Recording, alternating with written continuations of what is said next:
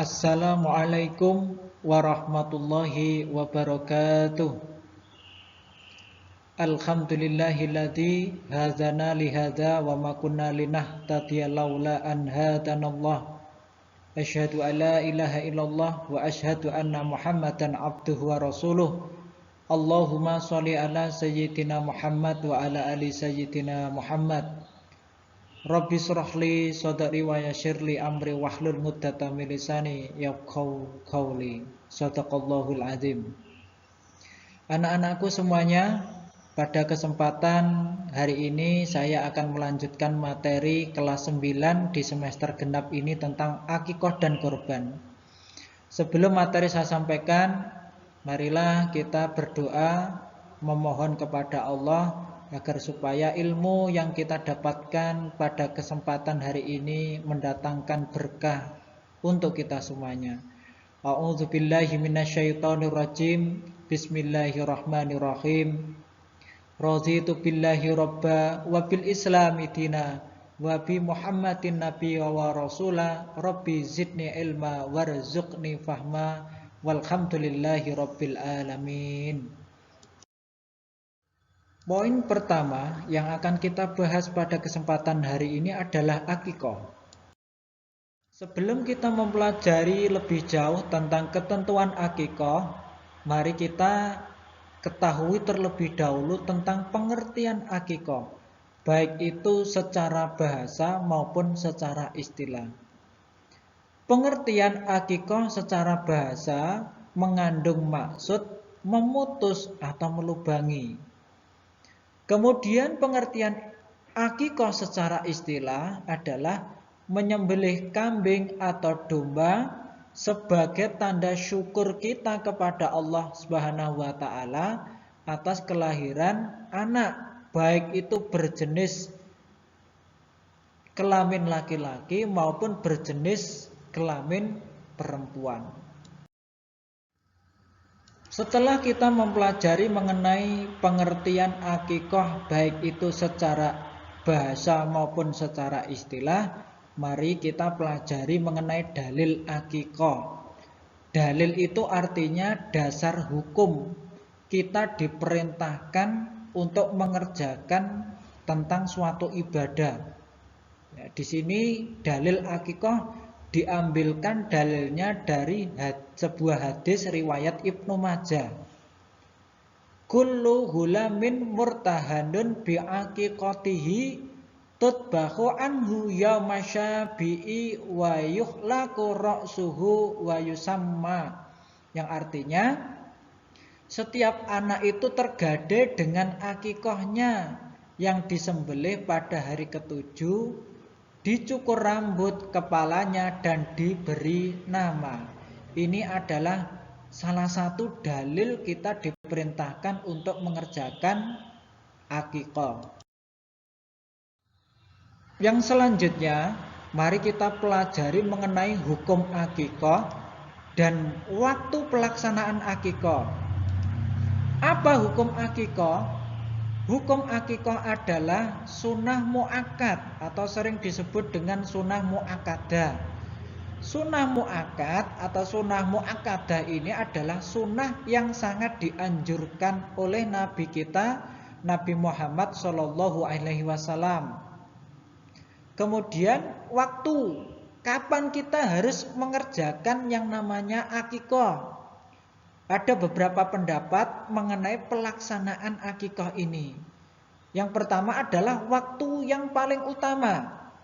Waktu yang paling utama kita menyembelih kambing setelah kelahiran anak, baik itu laki-laki maupun perempuan, waktu yang paling utama adalah hari ketujuh setelah kelahiran anak. Kemudian pendapat yang lain, jika kita belum mampu bagaimana? Ketika kita belum mampu, boleh kita lakukan penyembelihan pada saat dia mampu atau kita mampu sebelum anak tersebut dewasa. Kemudian pendapat yang lain yaitu dari Sayyidina Aisyah radhiyallahu anha dan Imam Ahmad, beliau mengatakan Pelaksanaan akikoh itu ada 3 alternatif. Yang pertama adalah hari ke-7, kalau tidak mampu di hari ke-14, dan yang terakhir itu adalah hari ke-21 setelah kelahiran. Apa yang harus kita kerjakan setelah anak itu lahir pada hari ke-7 setelah kelahiran? Yang kita kerjakan, yang pertama adalah melaksanakan akikoh atau menyembelih kambing atau domba. Kemudian yang kedua adalah mencukur rambut bayi itu sendiri. Kemudian yang terakhir adalah memberi nama yang baik dari bayi tersebut. Berapa jumlah kambing yang disembelih untuk akikoh, serta syarat-syarat kambing untuk akikoh itu seperti apa? Mari kita pelajari pada slide berikut ini. Jika anak kita terlahir berjenis kelamin laki-laki, maka jumlah kambing atau domba yang kita sembelih sebanyak 2 ekor. Namun apabila anak kita lahir berjenis kelamin perempuan, maka jumlah kambing atau domba yang harus kita sembelih adalah 1 ekor.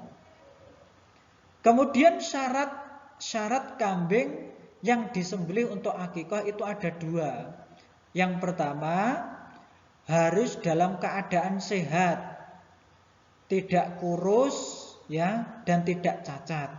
Kemudian yang kedua, umurnya sudah genap 1 tahun lebih, atau sering disebut sudah pernah berganti gigi.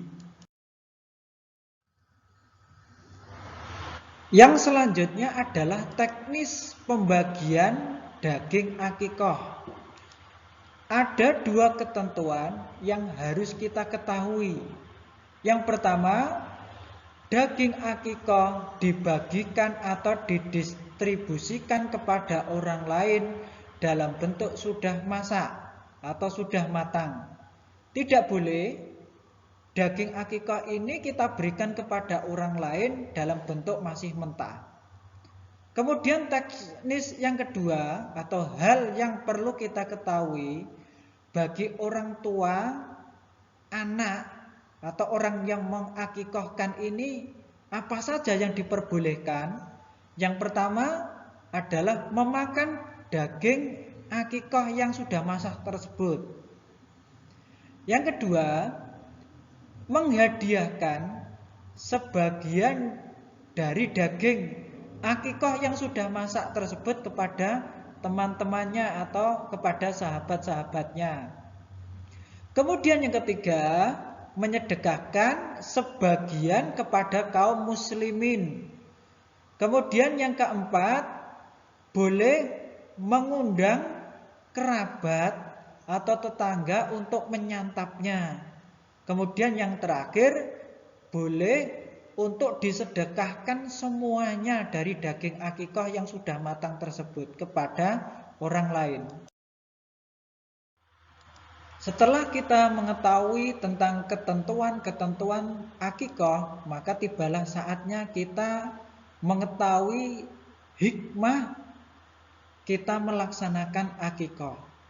Apa saja hikmah ketika kita melaksanakan ibadah akikoh tersebut?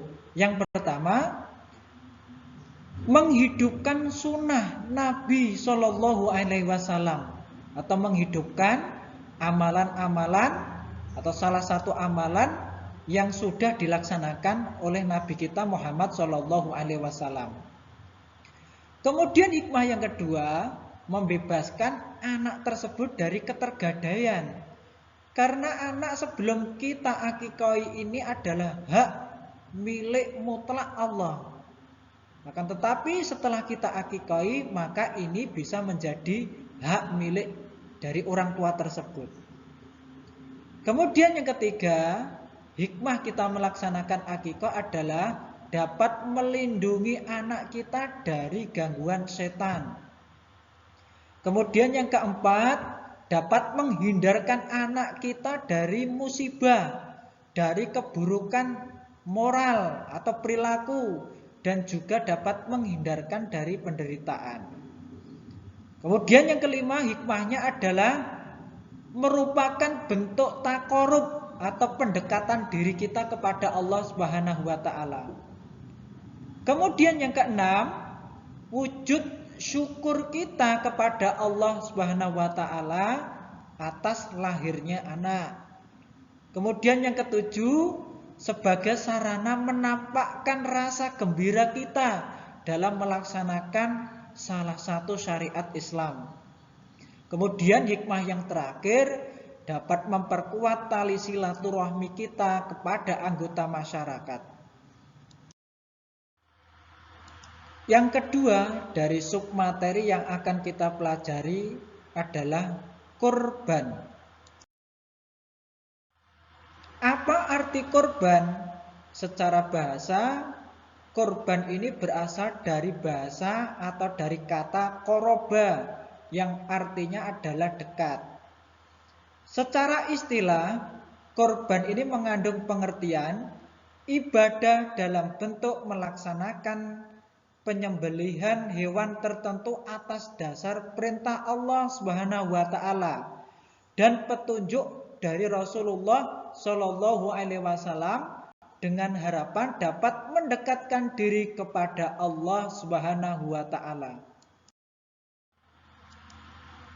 Dalil tentang perintah untuk berkorban termaktub di dalam Al-Qur'an surat Al-Kautsar ayat 3. A'udzu billahi minasyaitonir rajim. Bismillahirrahmanirrahim. Inna a'tainakal kautsar fasholli lirabbika wanhar inna sani'aka wal abtar. Sungguh kami telah memberimu Muhammad nikmat yang banyak, maka laksanakanlah sholat karena Tuhanmu dan berkorbanlah sebagai ibadah dan mendekatkan diri kepada Allah. Sungguh orang-orang yang membencimu ialah orang yang terputus dari rahmat Allah. Kemudian yang selanjutnya mengenai hukum berkorban. Hukum berkorban itu adalah sunnah muakkadah atau sangat dianjurkan sekali oleh Rasulullah Muhammad Shallallahu alaihi wasallam. Bahkan kita mengatakan sunnah muakkadah ini adalah setengah wajib. Kemudian hukum yang kedua makruh. Makruh ini lebih cenderung kepada haram. Ditunjukkan kepada orang yang sebenarnya mampu untuk berkorban, namun orang tersebut tidak mau melaksanakan. Di slide ini akan saya jelaskan mengenai binatang apa saja yang diperbolehkan untuk dijadikan korban serta ketentuan umurnya. Binatang yang diperbolehkan untuk dijadikan korban ada 4. 1 ada unta, kemudian yang kedua sapi, yang ketiga kerbau, dan yang terakhir adalah kambing atau domba. Kemudian ketentuan umurnya seperti apa? Untuk binatang unta itu ketentuannya minimal 5 tahun. Kemudian untuk sapi atau kerbau itu minimal 2 tahun. Kemudian untuk kambing itu 2 tahun. Dan untuk domba atau biri-biri berumur 1 tahun. Di slide ini akan saya jelaskan pula mengenai ketentuan secara fisik hewan yang diperbolehkan dijadikan sebagai hewan korban. Kemudian ketentuan yang kedua akan saya jelaskan pula mengenai ketentuan jumlah anggota pengkorban. Ketentuan fisik hewan yang diperbolehkan untuk dijadikan korban ada 6. Yang pertama, hewan tersebut harus sehat dan organ tubuhnya lengkap. Kemudian yang kedua, tanduknya tidak patah. Kemudian yang ketiga, tidak buta matanya, baik semuanya maupun sebelah.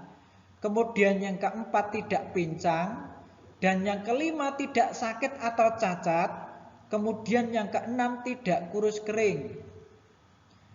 Ketentuan yang kedua adalah ketentuan jumlah anggota pengkorban. Itu ada dua. Untuk sapi atau unta atau kerbau itu maksimal 7 orang. Kemudian untuk kambing tidak diperbolehkan lebih dari 1 orang.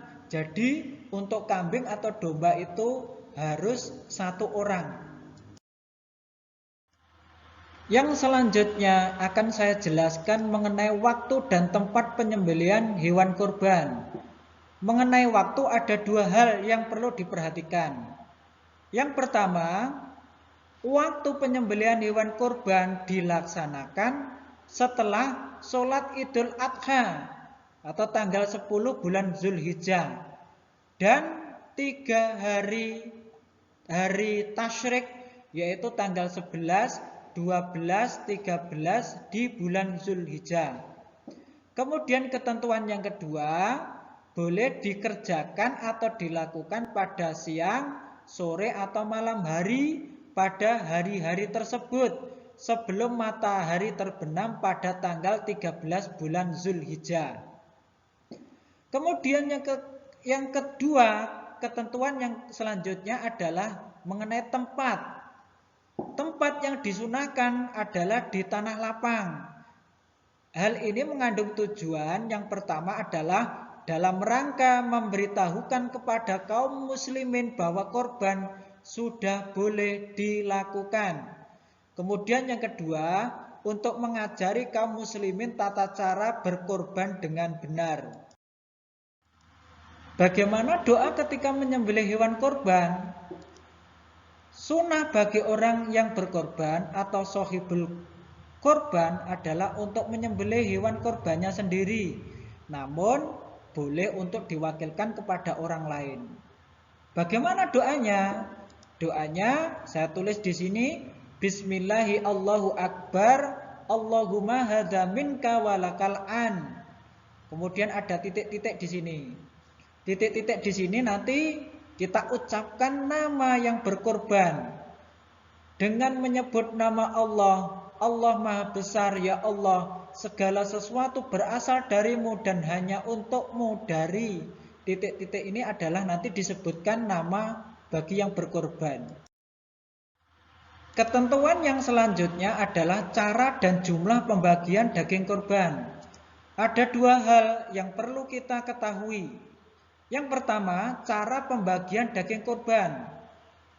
Kita membagikan daging korban ini harus kita bagikan dalam keadaan masih mentah, belum dimasak. Jadi ini berbeda dengan akikoh. Kalau akikoh itu sudah masak, tetapi kalau daging korban ini kita bagikan dalam bentuk masih mentah.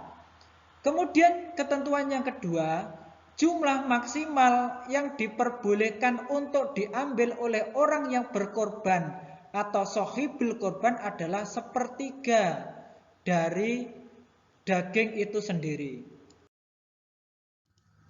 Kemudian penjelasan yang terakhir dari materi kali ini akan saya sampaikan mengenai hikmah kita melaksanakan kurban.